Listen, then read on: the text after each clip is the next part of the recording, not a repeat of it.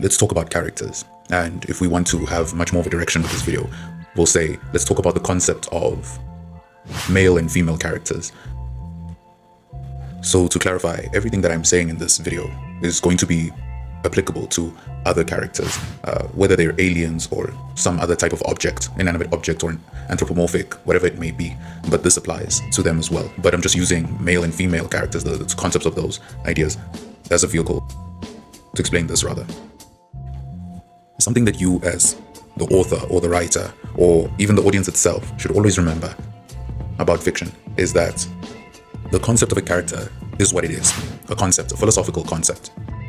When you see something that is similar to a man or a woman in a fictional story, that is what it is. It is something that is similar to a man or a woman. And so the reason why I'm saying it's a philosophical concept is that it's because, rather, that it is something that you define as the author or the writer. So what does this mean? Okay, so let's think of traits that we usually attach to men and women. So a man is usually very, not aggressive, but dominant and assertive in behavior. Obviously to varying degrees, but let's just say, and varying degrees and in specific situations. Some will be in dating and others will be in the fiction that they love reading the most. But let's just take that as a statement for now and say that, oh yes, men are very assertive. And then let's take some usual example for women and say that women are naturally nurturing. But when you're writing a fictional story, what you can say as the author is that, well, in my series, and this is, you can use silent world building, which means that you're not going to state that men in this world are like X or Y, or women in this world are like X or Y. No. And I mean by silent world building, I mean that it is something that you insert into your story without saying anything, without making any statements. It's just something that the viewer observes. So you could say, or make it so that men in your world are not assertive in any way, shape or form. You could say that women in your world are not nurturing in any way, shape or form. And so yes, I understand that in our world, in reality, sociologists and maybe biologists will come up to you and say, hey, actually men and women are like X, Y, and Z. But this is fiction. It's not about that. What it is about is that when you're making a story, all of these concepts become Lego toys that you can break apart and rebuild again, however you want to do so. And the primary reason why this is the case is because when you are an author or writer, you become the god of the universe that you are writing. And I tell you now, audience members and writers, never let an author deny this. When they are writing, they become a god of the universe that they are writing. Never let them deny this, because the concept itself of them being the god of that universe is important for writing freedom, or you could just say fictional freedom in a general sense. And it's such an important perspective because it allows creators to decide how things work in their world for the sake of creativity. But if I was pushed on this matter, I think I would probably say that each author should be given the right to make their own decision on whether or not they are the gods of their universe, or are they simply reporting on the world that they've made, essentially. So in that light, I believe that all authors should be able to decide what they're trying to do with their stories and the purpose of them and the position that they take in writing that story. For the sake of this video, let's take the start that the author acknowledges themselves as the god of their written work. And so when an author acknowledges that freedom and that title in the context of writing, then they can have full freedom in the creation of narratives and themes and even characters themselves, which is the main part of this video. They can decide what morality is correct in this world. And it also allows us to see and judge a series based off of that morality.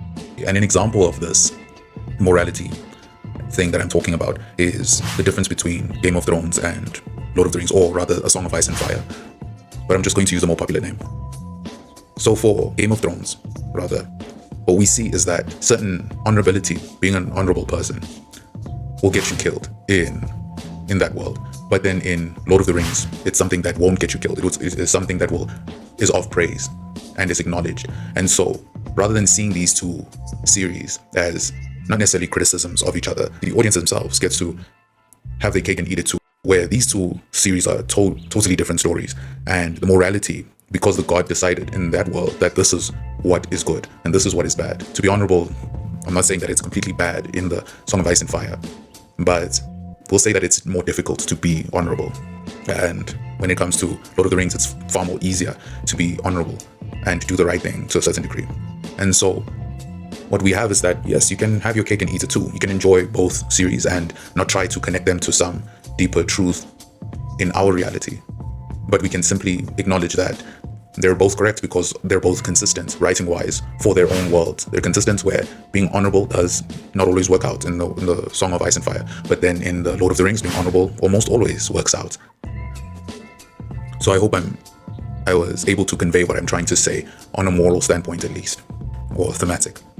And you can see that based off of the theme of those two stories, that characters are either punished or rewarded based off of that. So it's not that from our world, that's what would actually happen. In our world, it's far more complex, where you'll have moments where being honorable will get you everything you need and want. And that's usually in like civilized societies where there's no war or anything like that. But then in a country where there's constant war or corruption, you'll see that, hey, if you try to be honorable, try to be a good cop or whatever, you will get killed. You will be punished for that. So it's basically just different rules. And you see the authors are enforcing those rules as though they were a god, saying that, hey, character, stop doing this X, Y, or Z, because that thing in my world will get you killed or it will reward you. So it is this thought process that you are a god that allows you to create a story for whatever purpose that you want to create it for, whether it is educational. Well, educational, then you have to be a little bit more factual to reality, if not completely, actually.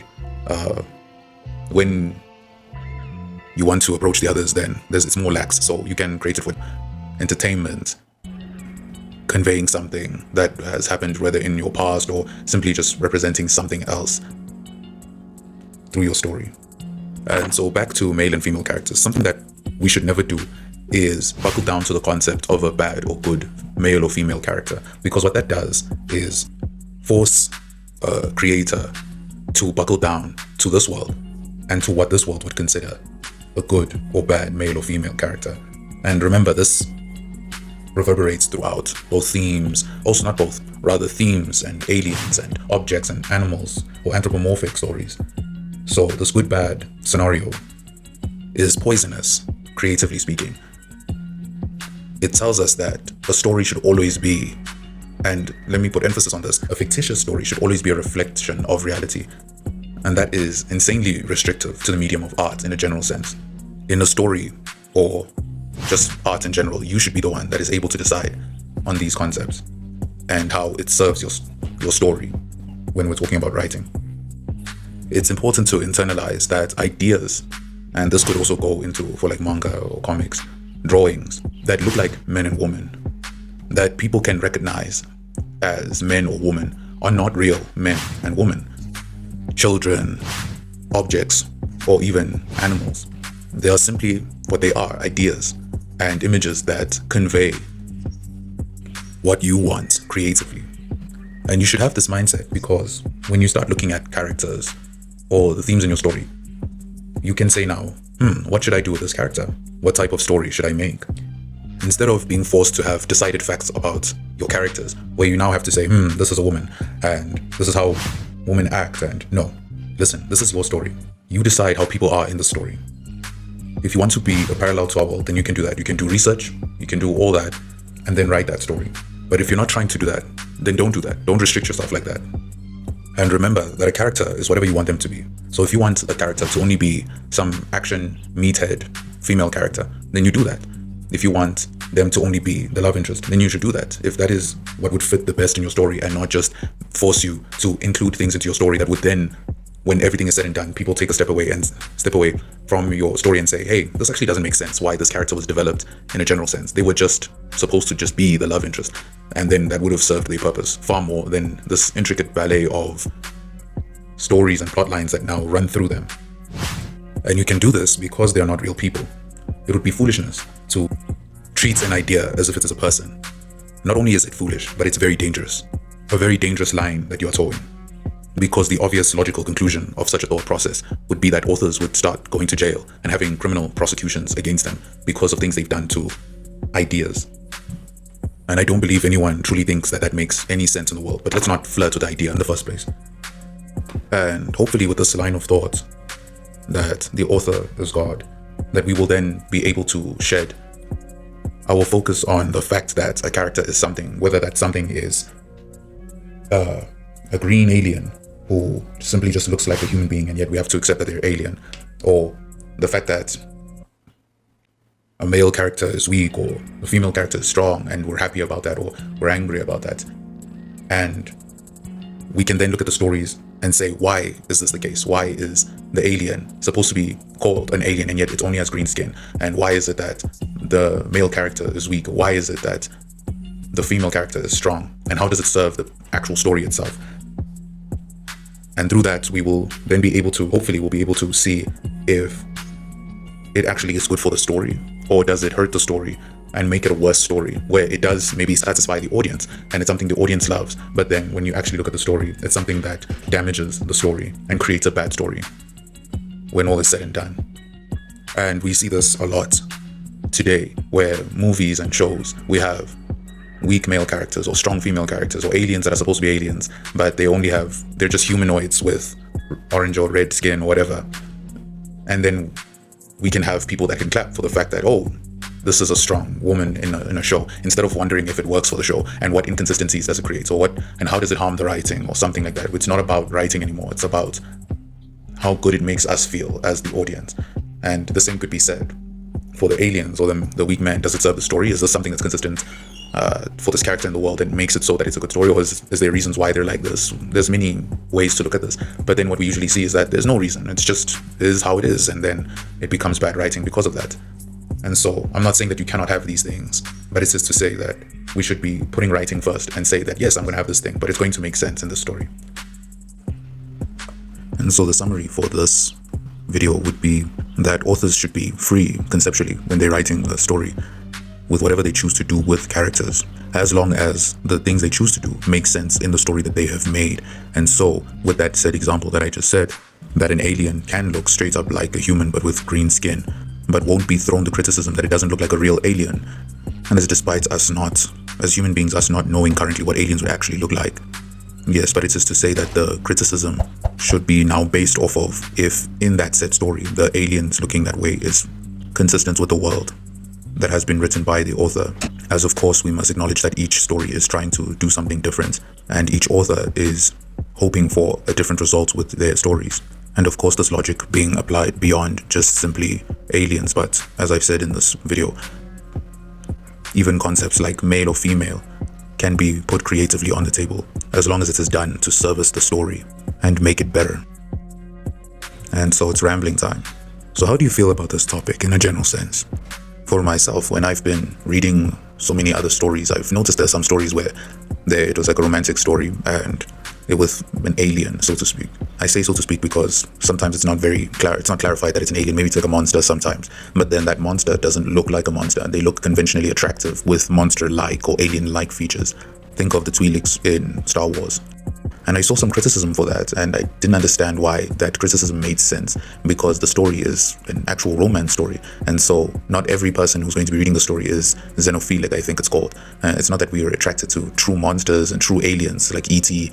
I have to ask, who is really getting their blood pumping to E.T.? And so for the story itself, it made sense that the author would choose to make them closer to human, or human standards of beauty. I thought to myself that even in the scenario of it not being a romantic story, I believe an author should just have that freedom to decide how the aliens in their world look like, or the men in their world act like, or the women act like. And any restriction to that seems a bit absurd if it circumvents the purpose of the story. Yes, but with that should be the end.